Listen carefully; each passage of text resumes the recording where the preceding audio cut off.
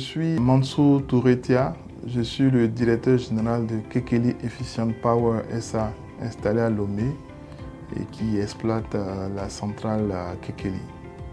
La société Kekeli Efficient Power a été créée depuis 2018.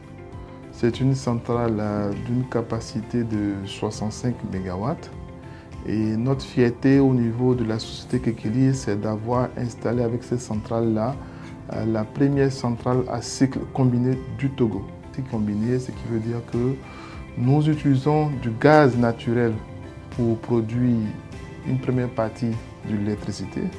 Mais à la différence des autres centrales qu'on peut avoir, qui, lorsqu'elles ont utilisé du gaz et qu'elles produisent l'électricité, ce gaz-là, après, les vapeurs sont rejetées dans la nature. Nous, à Kekeli, nous avons utilisé la technologie moderne du cycle combiné qui permet que les gaz, au lieu de les rejeter dans la nature, nous récupérons ces vapeurs-là pour les intégrer dans un autre équipement de pointe qui est la turbine à vapeur pour produire de l'électricité. Les pays pensent à booster l'économie nationale, avoir un impact national important. C'est pour cela que la technologie de cycle combiné que nous exploitons permet de produire plus d'électricité avec une même quantité de gaz. Mais surtout permet de réduire les CO2 rejetés. Et c'est un peu plus de 2 millions de CO2 que nous évitons de rejeter dans la nature. Et c'est vraiment là l'impact environnemental important que nous envoyons au niveau de la production d'électricité au Togo. Il faut savoir que dans la phase de construction de la centrale, on a eu des moments où on a enregistré près de 400 personnes sur le site, essentiellement des Togolais qui sont là. Nous travaillons avec des entreprises locales, essentiellement qui sont sous-traitants. Pendant la phase de construction, nous avons attribué à peu près 40% du marché aux entreprises locales. Dans la mise en œuvre du projet, l'État était présent de diverses manières. Je peux citer entre autres le fait que le projet a été agréé au Code des investissements.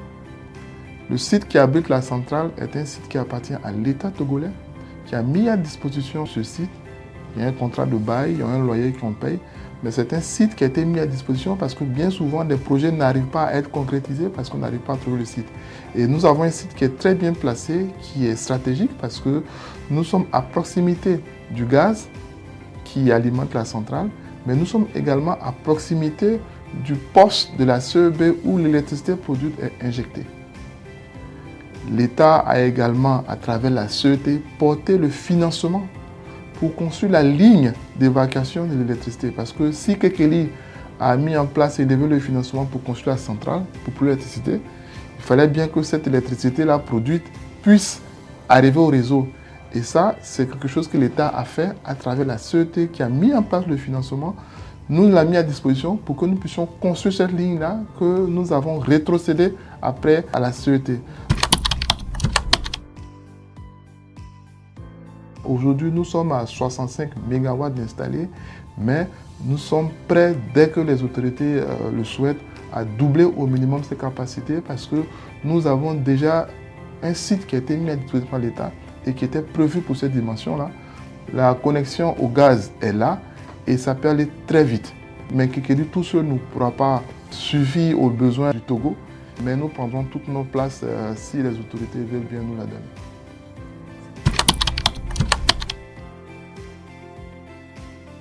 Aux entreprises intéressées à s'installer au Togo dans divers domaines, ce que je peux dire, c'est que le Togo bénéficie d'une stabilité politique, c'est important, surtout dans notre région.